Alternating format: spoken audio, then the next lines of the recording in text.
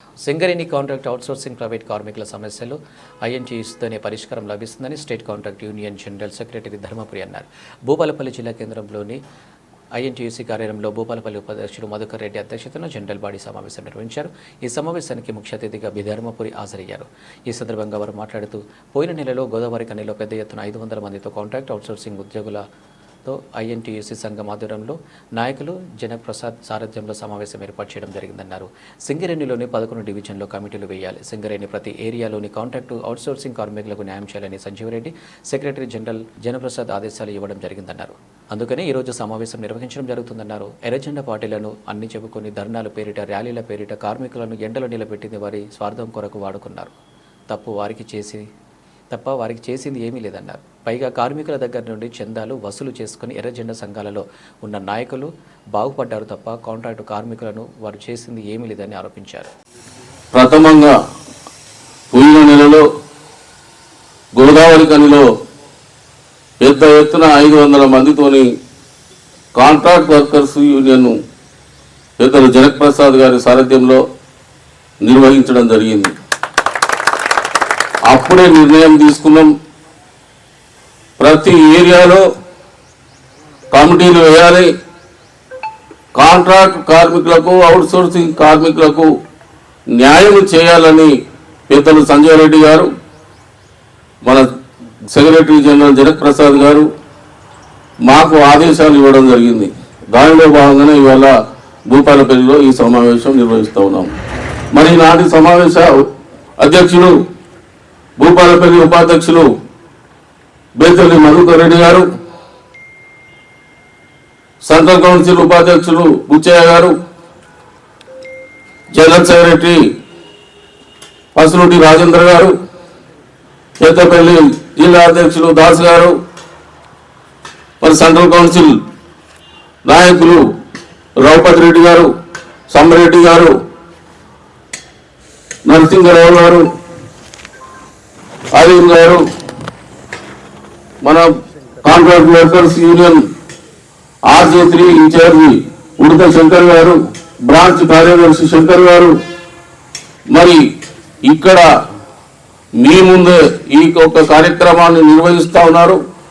వారిని మేము పోయిన వారం వచ్చి కోల నాగేందర్ గారిని ఇక్కడ ఇన్ఛార్జిగా నియమించాలని మీ అందరి చప్పట్ల ద్వారా మీరు వారికి అవకాశం ఇవ్వాలని, మరి యువకుడు మీలో ఒకడు చదువుకున్నవాడు అందుబాటులో ఉంటాడనే ఉద్దేశంగా వారిని మేము ప్రపోజల్ చేశాము. ఈ యొక్క సమావేశం కూడా నిర్వహించడానికి వారి సహకారం మీరు ఇంకా ఎక్కువ ఇవ్వాలని, ప్రథమ మీటింగ్ కనుక ఎప్పుడైనా కొంత అటు ఇటు ఉంటుంది, దాన్ని మేము వేరే అనుకుంటలేం. సోదరులారా, ఇప్పుడే చాలామంది వక్తలు మీ ముందు కొన్ని విషయాలు ఉంచారు. నేను దాని జోలికి వెళ్ళకుండా ఏదైతే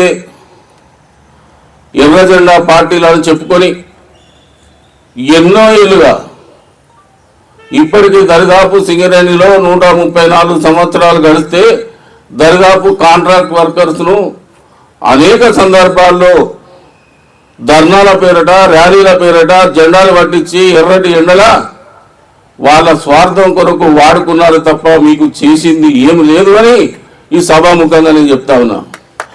ఎందుకంటే ఆనాడు కేసీఆర్ వరంగల్కి వచ్చినప్పుడు ఎన్నికల ముందు, ప్రథమ ఎన్నికల ముందు ఏమన్నాడా,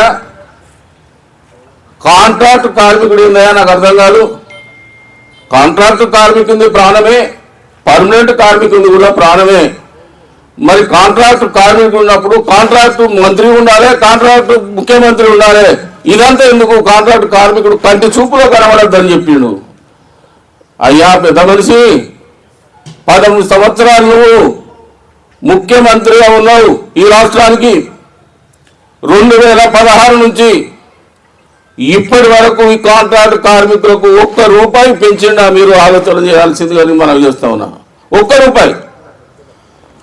దానికి పోగా మోడీ గారు భారతదేశంలో కార్మిక చట్టాల మొదటి సమావేశానికి వచ్చేసినటువంటి అధ్యక్షత వహిస్తున్నటువంటి మన Bhupalpally INTC branch committee vice president Raghupathi Reddy గారికి, అదేవిధంగా మధుకర్ రెడ్డి గారికి, అదేవిధంగా ఈ సమావేశానికి ముఖ్య అతిథిగా వచ్చేసినటువంటి మన union contract and outsourcing workers union మొదటి సమావేశానికి వచ్చేసినటువంటి మన యూనియన్ కేంద్ర కమిటీ జనరల్ సెక్రటరీ అయినటువంటి పి ధరంపూడి గారికి, అదేవిధంగా సీనియర్ వైస్ ప్రెసిడెంట్ రాజేందర్ గారికి INTUC, Jogu Bucchanna senior vice president INTUC Upallapalli గారికి, అదేవిధంగా సమ్మిరెడ్డి గారికి, రఘుపతి రెడ్డి గారికి, నరసింహరావు గారికి, ఉడత శంకర్ గారికి, గుండెటి శ్రీనివాస్ గారికి, తతిమ కేంద్ర కమిటీ నాయకులకు, డయాస్ మీద ఉన్న పెద్దలందరికీ, ముందున్నటువంటి అవుట్సోర్సింగ్ కాంట్రాక్ట్ కార్మిక సోదరులందరికీ నా యొక్క నమస్కారాలు. ఈరోజు మనం విశిష్టమైనటువంటి రోజు, ఎందుకంటే మన పోయిన నెలల్లో మన outsourcing contract workers union registration చేయడం జరిగింది. మొదటి సమావేశం మీ ఊళ్ళోనే పెట్టడం అనేది మా అదృష్టంగా భావిస్తున్నాం. అదేవిధంగా మీరు కూడా మిమ్మల్ని మేము షూట్ చేసుకోవడము భూపాలపల్లిలో మొదలు పెడతామనేది మేము మొదట్లో అనుకొని సారు ఆదేశాల మేరకు ఇక్కడనే పెట్టడం జరిగింది. దీన్ని మీరందరూ మాకు సహకరించినట్టయితే, మీరందరూ మాకు వెన్నంటి ఉన్నట్టయితే, కార్మికులందరూ అవుట్సోర్సింగ్ కాంట్రాక్ట్ వర్కర్లు అందరూ ఉన్నట్టయితే ఇంకా మాకు బలం చేకూరుస్తుంది. ఆ బలాన్ని అందుకొని మేము ఎన్నో కార్యక్రమాలు మీకు చేయడానికి అవకాశం ఉంటుంది. దయచేసి మీరందరూ ఇప్పుడు ఇక్కడ వచ్చినటువంటి వాళ్ళందరూ ఒక్కొక్కరు మీ డిపార్ట్మెంట్లకు పోయిన తర్వాత ఈ రకంగా కొత్తగా మనకు ఆర్గనైజేషన్ స్టార్ట్ అయింది ఐఎన్టీసీలో, మనందరం దానికి సపోర్ట్గా ఉండాలనే బలం కనుక ఇచ్చినట్టయితే మేము ఎంతో ఉత్సాహంగా పనిచేయడానికి ఆస్కారం ఉంటుంది. కాబట్టి నేను కొన్ని ఉదాహరణలు చెప్తా. ఈరోజు ఈ కార్యక్రమం ఈ యూనియన్ బలపడడానికి, ఈ యూనియన్ రిజిస్ట్రేషన్ కావడానికి ముఖ్య కారణము మన జనక్ ప్రసాద్ గారు, మన minimum wage board advisory committee chairman Janak Prasad గారు అని చెప్పి మరొకసారి మీకు మనవి చేస్తానా. ఈరోజు మన బొగ్గు మంత్రి అంటే మన ఇంధన శాఖ మంత్రి బట్టి విక్రమార్క గారు మన మైన్లకు సంబంధించి బొగ్గు శాఖకు కూడా మంత్రే. కాబట్టి ఆయన సూచన మేరకు, తర్వాత మన సీఎం గారి సూచన మేరకు, మన శ్రీధర్ బాబు సూచన మేరకు వీళ్ళందరూ ఒక ఆలోచన చేసిండ్రు. ఏమని అంటే కార్మిక సోదరులందరూ సింగరేణిలో 11 డివిజన్లు ఉన్నాయి. ఈ 11 డివిజన్లలో ఉన్న ఎమ్మెల్యేలందరినీ మనకే గెలిపించిండ్రు, వేరే పార్టీకి ఓటు వేయలేదు. దాంట్లో కాంట్రాక్ట్ అవుట్సోర్సింగ్ కార్మికులు కూడా మనకు ముఖ్యమైన వాళ్ళు. కాబట్టి వీళ్ళందరికీ ఏ విధంగా న్యాయం చేద్దాము అనే ఆలోచన ఒకటి చేసి దానికి అనుగుణంగా మన జనక్ ప్రసాద్ సార్ గారిని మినిమం అంటే కనీస వేతనాల సంఘానికి చైర్మన్ చేసిండ్రు. కనీస వేతనాలు అంటే ఏంటి? ఇంతకుముందు మన కేసీఆర్ గారు ఏం చెప్పిండ్రు, అసలు సింగరేణిలో కాంట్రాక్ట్ వర్కర్ లేరు అన్నారు. 10 ఏళ్ల నుంచి కాంట్రాక్ట్ వర్కర్స్ నువ్వు అందరిని పర్మనెంట్, ఇంకొక మాట కూడా అన్నాడు, కాంట్రాక్ట్ వర్కర్ ఏంటి అందరిని పర్మనెంట్ చేస్తా అన్నాడు.